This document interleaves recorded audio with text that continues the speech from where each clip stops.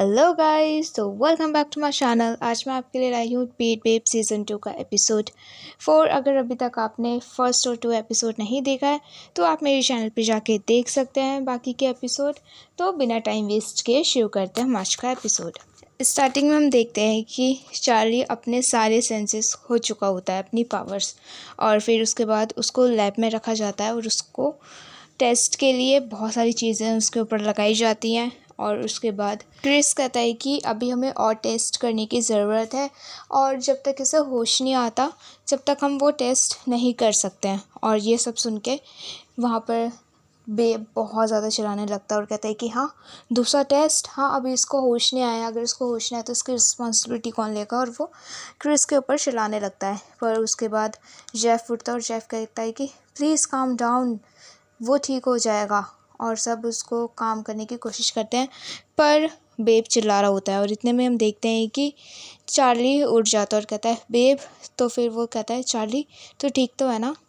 तो फिर उसके बाद चार्ली कहता है क्या हुआ, तो इतना शॉक क्यों लग रहा है। हाँ, तो बेब कहता है तेरे को पता है मैं तेरे लिए कितना ज़्यादा टेंशन ले रहा था। हाँ, तो उसके बाद क्रिस आता है और कहता है कि तुम दोनों की बात हो गई हो तो आप साइड हटेंगे, मुझे टेस्ट करना है। तो उसके बाद बेब उसका हाथ पकड़ लेता है और कहता है कि ये कोई चूहा नहीं है जो इसके ऊपर तुम इतने सारे टेस्ट कर रहे हो, ठीक है। तो उसके बाद पीछे से पेट इशारा करता है, कहता है कि अभी इसको कुछ मत बोल। और फिर उसके बाद चार्ली और बेब बात करने लगते हैं और चार्ली कहता है कि बेब तुझे पता है ना मेरे लिए ये सब कितना ज़्यादा इम्पोर्टेंट है। हाँ, तो फिर उसके बाद बेब कहता है कि प्लीज़ चार्ली, हाँ तुझे पता है ना तू अभी कितने डेंजर से बाहर निकला है, अगर तू कभी नहीं उठता तो फिर क्या होता। बस बहुत हो गया चार्ली। तो उसके बाद चार्ली कहता है कि टोनी वापस आ गया है और पता नहीं वो क्या क्या कर रहा है, तो हम उसको अकेला छोड़ नहीं सकते, हमें कुछ ना कुछ तो करना पड़ेगा, प्लीज़ मुझे थोड़ा सा टाइम और दे। और फिर देव कहता है कि ठीक है, अगर तू बोल रहा है तो मैं तेरे को टाइम देने के लिए रेडी हूँ, पर अगर ऐसा फिर दोबारा हुआ तो मैं छोड़ूंगा नहीं तुझे, समझ में आ रहा है तुझे, मैं ये सब नहीं करने दूंगा तुझे। तो उसके बाद चार्ली कहता है ठीक है। और फिर उसके बाद दोनों चिल हो जाते हैं, स्माइल करते हैं और फाइनली दोनों का गुस्सा भी शांत हो जाता है। और दूसरे सीन में हम देखते हैं कि जेफ अलान के पास आता है और कहता है कि चार्ली को होश आ गया है। तो उसके बाद वो कहता है हाँ मुझे पता चला, उसने कॉल किया था। और फिर उसके बाद जेफ उससे बहुत ज़्यादा ट्राई करता है बात करने की और कहता है कि सब घर चले गए, हम भी घर चलते हैं। तो उसके बाद अलान कहता है नहीं, मुझे यहाँ पे पेपर वर्क है, मैं ये करूँगा उसके बाद घर जाऊँगा। और फिर उसके बाद जेफ फिर उससे कुछ बोलता है पर अलान उसकी बात को इग्नोर कर देता है। और फिर उसके बाद जेफ वहाँ से चले जाता है और अलान काम ही कर रहा होता है कि उसका लैपटॉप जो होता है कंप्यूटर वो हैक हो जाता है और वहाँ पर एक अलान और जेफ की किस की फ़ोटो आती है और उसको देख के वो कहते हैं हाँ ये क्या। और फिर उसके बाद वो सीधा जेफ के पास जाता है और कहता है कि ओए तूने मेरा कंप्यूटर हैक कर लिया ना। तो उसके बाद वो कहता है जेफ प्लीज़, मेरे पास तो कोई रास्ता नहीं है, तो मेरी बात ही नहीं सुन रहा है और मैं ट्राई कर रहा हूँ तुझसे बात करने के लिए, मैंने तुझे कितने बार सॉरी बोला, तो मेरी बात क्यों नहीं सुन रहा है। तो अलान कहता है कि तुझे पता भी है मैं तुझसे गुस्सा किस लिए हूँ। हाँ, और ऐसा बोल के वो वहाँ से चले जाता है। और फिर दूसरे सीन में हम देखते हैं कि अलान अकेले बैठा हुआ होता है और फिर वहाँ पे शेफ जाता है और वो उसके शोल्डर पे अपना सर रखता है और फिर उसके बाद कहता है कि सॉरी, मैं ये छुपाना नहीं चाहता था पर मेरे पास कोई ऑप्शन नहीं था, आई एम सो सॉरी, आगे से मैं तेरे को हर चीज़ बताऊँगा, ठीक है, कुछ भी नहीं छुपाऊँगा तेरे से।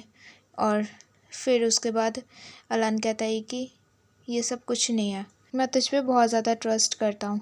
और उसके बाद जेफ उसे बहुत ज़्यादा समझाने की कोशिश करता है कि प्लीज़ तुझे पता है कि मैं ये सब तुझे कभी नहीं बताना चाहता था कि मैं फ्यूचर देख सकता हूँ, क्योंकि जो विज़न मैं देखता हूँ उसके लास्ट में हमेशा मैं कुछ ऐसा देखता हूँ कि जिससे हम दोनों साथ नहीं रह सकते और जिससे मुझे बहुत ज़्यादा डर लगता है, इसलिए मैं नहीं बताना चाहता था, ना मैं इसके बारे में बात करना चाहता। और फिर उसके बाद अलान कहता है कि तो तुझे क्या लगता है, तू अभी भी मेरे साथ रहना चाहता है।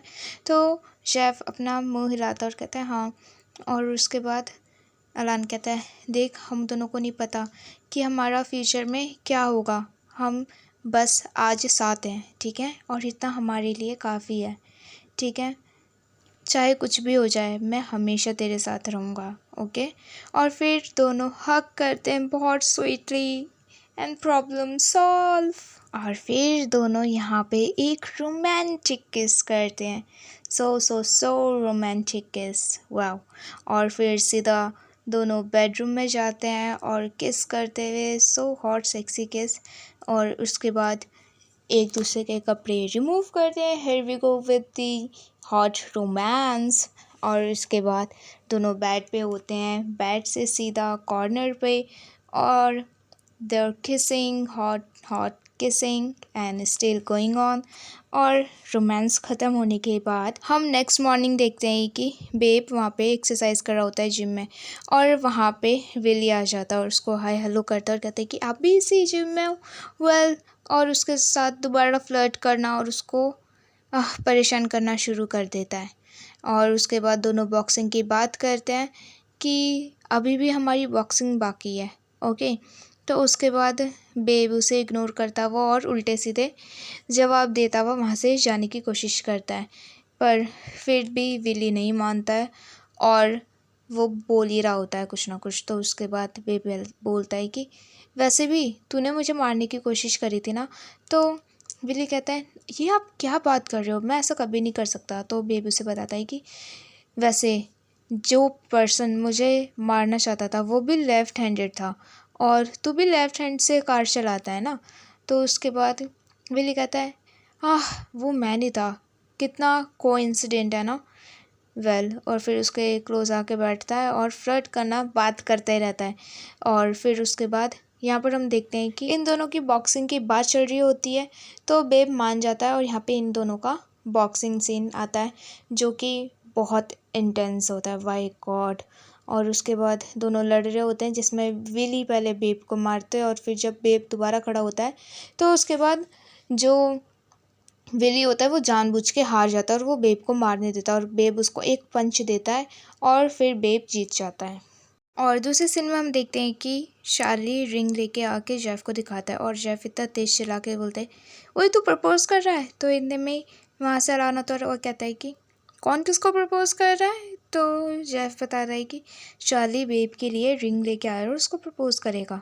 तो उसके बाद चार्ली बताता है कि हाँ मैं उसको प्रपोज करने वाला हूँ, और बहुत ज़्यादा प्रीटी रिंग होगा, वेन्यू बहुत ज़्यादा अच्छा होगा, सब चीज़ बहुत अच्छा होगा।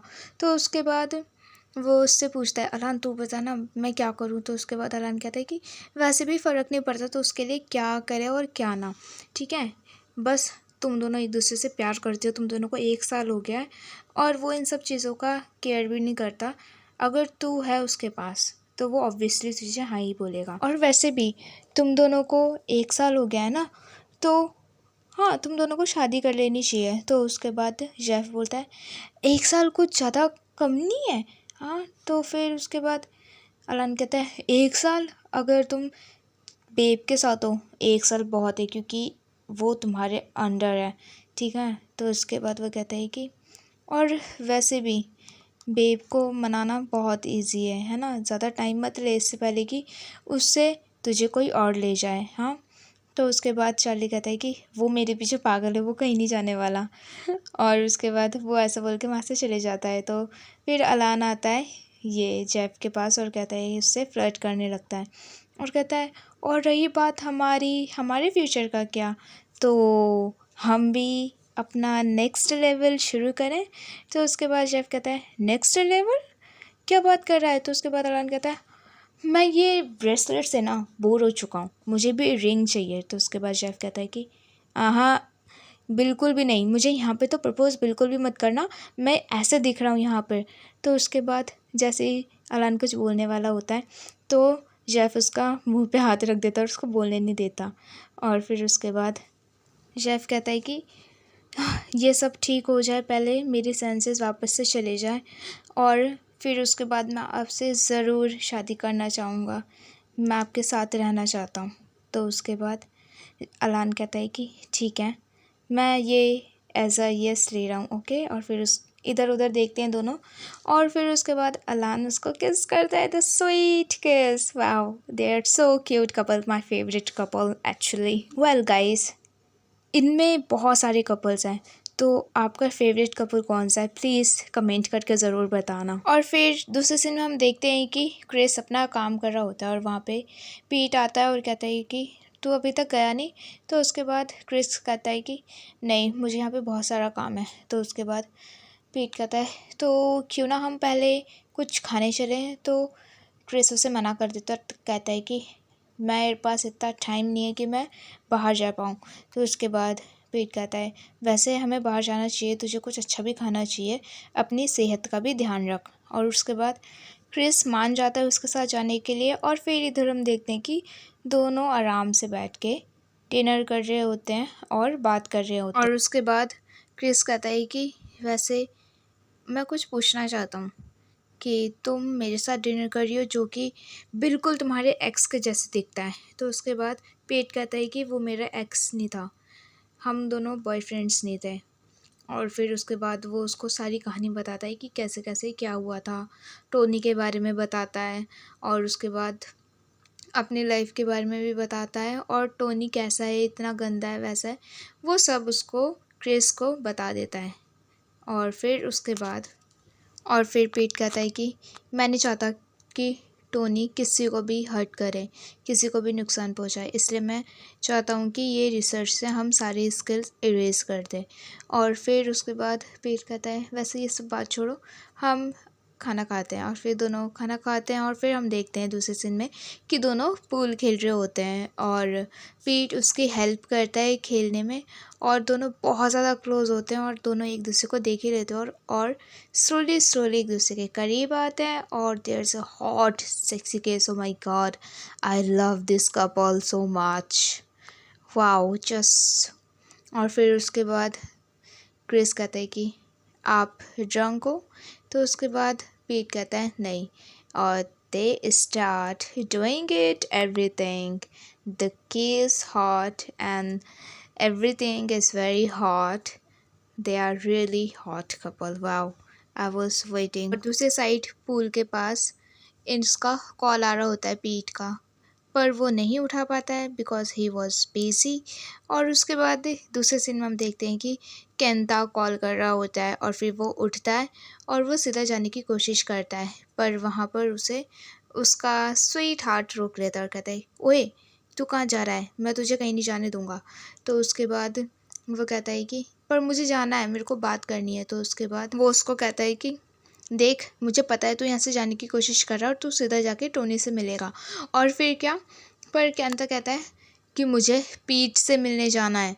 तो उसके बाद वो कहता है ठीक है, तुझे पीट से मिलने जाना है ना, किस लिए मिलने जाना है। तो उसके बाद वो कहता है मुझे अर्जेंट है।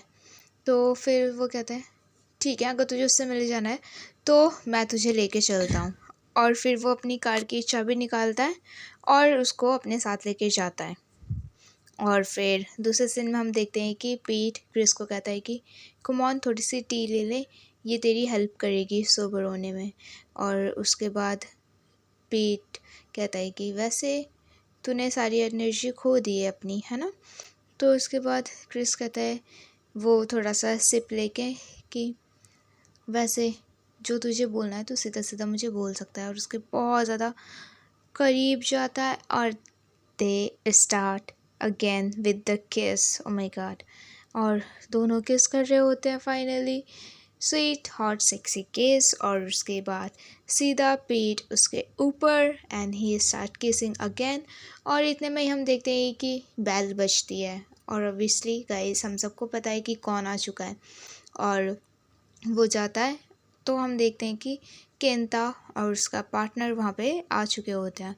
और उसके बाद केंता जैसे ही क्रिस को देखता है तो वो कहता है ये, तो फिर पीट बताता है कि ये वे नहीं है, ये बस उसके जैसे दिखता है, ये रिसर्चर है मेरी लैब में। और फिर दूसरे सीन में हम देखते हैं कि केंता इन दोनों को वहाँ पे लेके जाता है जहाँ पर केंता को इन लोगों ने फेंका था, गुंडे लोगों ने। और फिर उसके बाद वो कहता है कि यहाँ पर मुझे फेंका गया था तो पक्का यहाँ से कुछ ना कुछ तो रिलेटेड हमें मिलेगा। तो उसके बाद पेट कहता है अगर हम इतना दूर आए तो हम खाली हाथ नहीं जाएंगे, हम यहाँ पे अच्छे से सर्च करेंगे पूरी जगह। और इतने में ही हम देखते हैं कि वहाँ से एक गाड़ी जा रही होती है और केंता फ्लैशबैक में जाता है और उसको कुछ याद आने लगता है कि यही गाड़ी थी शायद। तो उसके बाद वो गाड़ी का पीछा करते हुए जाते हैं और हम देखते हैं कि जहाँ पे वो गाड़ी रुकी हुई होती है उसका ड्राइवर पीछे बैठ के स्मोक कर रहा होता है। और फिर उसके बाद पीट जाता है उसके पास और कहता है तुम यहाँ पे क्या कर रहे हो, यहाँ पे क्यों कार पार्क करा हुआ है। तो उसके बाद वो ड्राइवर कहता है कि मैं कहीं पर भी कुछ भी करूँ उसे तुम्हें क्या, और वो इग्नोर करके जाने लगता है। पर केंता उसे पकड़ लेता है और उसके बाद ये लोग उससे कुछ पूछने की कोशिश करते हैं और जैसे ही पीट कार के अंदर देखता है तो उसको कुछ बॉटल्स में कुछ मिलता है ट्यूब्स में। और फिर उसके बाद वो कहता है केंता इधर देखो। जैसे ही केंता इधर आता है वो ड्राइवर गाड़ी में बैठता है और वहाँ से भाग जाता है। पर पीट उनमें से 2 बॉटल्स निकाल लेता है और फिर उसके बाद वो सीधा लैब में लेके जाता है और उसके बाद ट्रेस उन्हें बताता है कि ये स्केल्स इरेज करने का कुछ ना कुछ तो इससे नाता है। और उसके बाद सब बात करने लगते हैं कि पर टोनी ये सब क्यों करेगा, हाँ उसे तो स्किल्स चाहिए ना हमारी। तो उसके बाद बेब कहता है कि हाँ वो हमारी स्किल्स इरेज नहीं कर सकता क्योंकि उसे सिर्फ अल्फ़ा लोग चाहिए। और तो फिर उसके बाद चार्ली कहता है कि 1 मिनट, हम उसको अंडर एस्टिमेट नहीं कर सकते, वो टोनी है वो कुछ भी कर सकता है। और सब बात कर रहे होते हैं कि हमें टोनी के ऊपर ट्रस्ट नहीं करना चाहिए। और पीट कहता है कि वैसे मैं ट्राई कर रहा हूँ कि टोनी क्या कर रहा है क्या नहीं कर रहा है, पर इतना तो कन्फर्म है कि वो कुछ रिसर्च कर रहा है और उसके पास भी हमारी जैसा लैब है और वो कुछ भी कर सकता है। मैं उसका लोकेशन ट्राई कर रहा हूँ उसको हैक करने का, पर अभी नहीं पता चल रहा है कि वो कहाँ पर है। और सब बातें कर रहे होते हैं कि इतने में जेफ को दोबारा से विजन दिखता है और वो विजन में देखता है कि टोनी कुछ रिसर्च कर रहा है। और फिर उसके बाद वो बताता है कि टोनी स्केल्स इरेज नहीं कर रहा है बल्कि वो उन्हें और ज़्यादा पावरफुल बना रहा है। और फिर उसके बाद सब बहुत ज़्यादा वरीड फील करने लगे। और फिर इधर दूसरे सीन में हम देखते हैं कि टोनी के लैब में एक रिसर्च जो भी वो लोग कर रहे होते हैं टेस्ट करते हैं, पर वो सक्सेसफुल नहीं होता है और उसको बहुत ज़्यादा पेन होता है जो भी टेस्ट करने के लिए बैठा हुआ होता है वहाँ पे। ओ गॉड। और इधर दूसरे सीन में हम देखते हैं कि चार्ली बेब का आँख बंद करके लेके आता है और वहाँ पे बेब को सरप्राइज़ देने के लिए। और फिर उसके बाद वो बेब का बर्थडे होता है तो उसके बाद वो कहता है सरप्राइज़, और बेब केक को देख के बहुत ज़्यादा खुश होता है। और फिर उसके बाद जैसे ही वो विश कर रहा होता है तो चार्ली उसके सामने रिंग रख देता है और कहता है कि तू ये मैचिंग रिंग एक्सेप्ट करेगा। तो बेब कहता है कि ऑफ कोर्स मामा मेरी पापा। तो उसके बाद चार्ली कहता है नहीं ये वेडिंग रिंग नहीं है, वेडिंग रिंग के लिए तो मैंने इससे भी अच्छा सोचा हुआ है, अभी के लिए ये मैचिंग रिंग है ठीक है। तो उसके बाद वो कहता है प्लीज़ कुछ भी हो जाए ठीक है, हम दोनों हमेशा साथ रहेंगे ठीक है, और हमारी विश हमेशा पूरी होगी। तो बेब कहता है ज़रूर, तुझे कुछ करने की ज़रूरत नहीं है, मैं हमेशा तेरे साथ रहूँगा ओके। और फिर उसके बाद चार्ली बेब को रिंग पहनाता है और बेब चार्ली को रिंग पहनाता है। What the sweet moment. और फिर उसके बाद बेब कहता है थैंक यू सो मच, ये मेरा सबसे अच्छा बर्थडे था, सबसे अच्छा। और उसके बाद दोनों किस करते हैं। ये किस बहुत स्वीट था guys, no sexy no hot, just sweet kiss. और फिर उसके बाद बेब कहता है कि हम हमेशा साथ रहेंगे ठीक है। तो चार्ली कहता है हाँ बिल्कुल मम्मा। और इधर दूसरे सीन में हम देखते हैं कि टोनी एक मिनिस्टर से बात कर रहा होता है और वहाँ पर उसके दोनों बॉडीगार्ड्स भी होते हैं। और फिर उसके बाद वो मिनिस्टर कहता है कि मुझे नहीं पता था कि तुम ज़िंदा बच जाओगे और इतना जल्दी आ जाओगे वापस। और फिर उसके बाद वो कहता है कि वैसे अब वो अल्फ़ा बच्चों का क्या हुआ, हाँ। तो फिर उसके बाद टोनी कहता है कि वैसे मेरे पास वो अल्फ़ा बच्चों से अच्छा भी तुम्हारे लिए कुछ बहुत अच्छा ख़ास चीज़ है, बस आपको मेरे साथ थोड़ा सा कोऑपरेट करना पड़ेगा और हम कन्वर्सेशन अपना प्राइवेट में करेंगे ओके। तो उसके बाद वो मिनिस्टर बोलता है कि ओके ज़रूर क्यों नहीं। और फिर उसके बाद वो कहता है कि वैसे आपके इस बॉडीगार्ड ने बोला कि हम आपस में बात कर सकते हैं। तो उसके बाद टोनी कहता है कि प्लीज़ आप मेरे को 2 मिनट देंगे, मुझे इससे कुछ बात करनी है। और फिर वो उसको साइड में लेके जाता है और वो कहता है कि तुम ये काम करो, ठीक है। मैंने ये सब काम करने के लिए नहीं दिया है, मैंने ये काम विनर को दिया है, ठीक है। और मैंने तुम्हें पैसे ट्रांसफ़र कर दिए हैं, तो चेक कर सकते हो। तो उसके बाद वो जो भी बॉडीगार्ड होता है वो कहता है कि आपको नहीं लगता कि ये इनमें से ये पैसे बहुत ज़्यादा कम है, मैं ज़्यादा डिज़र्व करता हूँ, क्योंकि आप भूलो मत कि मैंने आपको बचाया है। तो इसलिए मैं चाहता हूँ कि आप मुझे मेरे हिस्से का पैसा दो। और हाँ, जो फुकेत में लैंड है, वैसे मुझे लगता नहीं कि मैं कुछ ज़्यादा आपसे मांग रहा हूँ। तो उसके बाद टोनी कहता है कि तुझे नहीं लगता कि तू कुछ ज़्यादा सोच रहा है, हाँ। और उसके बाद वो बॉडीगार्ड कहता है कि वेल जो भी हो, मुझे मेरा पैसा चाहिए। और ऐसा बोल के वो जा रहा होता है। तो टोनी अपना एक जो भी छड़ी होता है वो उठाता है और वो विनर को देता है और कहता है कि अगर ऐसा है तो तू ये ले। और हम दूसरे सीन में देखते हैं कि विनर वो छड़ी से लिटरली उस बॉडीगार्ड को टक टक टक टक करके मार देता है। और विनर मतलब वो पहली बार ऐसा कर रहा था, ऑब्वियसली वो बहुत डरा हुआ भी है ये करने के लिए। और वो बंदूक उठाता है और बहुत रोते हुए वो गोली मार देता है और सीधा वो टोनी के पास जाता है। और उसके बाद वो उसकी छड़ी को साफ़ करता है अपने कपड़ों से और सीधा वो टोनी को जाकर दे देता है। और हम देखते हैं कि टोनी अपनी व्हीलचेयर से उठ चुका होता है और कहता है कि रेडी हो जाओ, क्योंकि असली गेम तो अब शुरू होगा। और यहाँ पर हमारा एपिसोड 4 ख़त्म होता है। एपिसोड 5 देखने के लिए प्लीज़ मेरे चैनल को सब्सक्राइब ज़रूर कर देना। और वीडियो अच्छी लगी हो तो वीडियो में लाइक, कमेंट, शेयर करना मत भूलना। Thanks for watching guys, bye bye.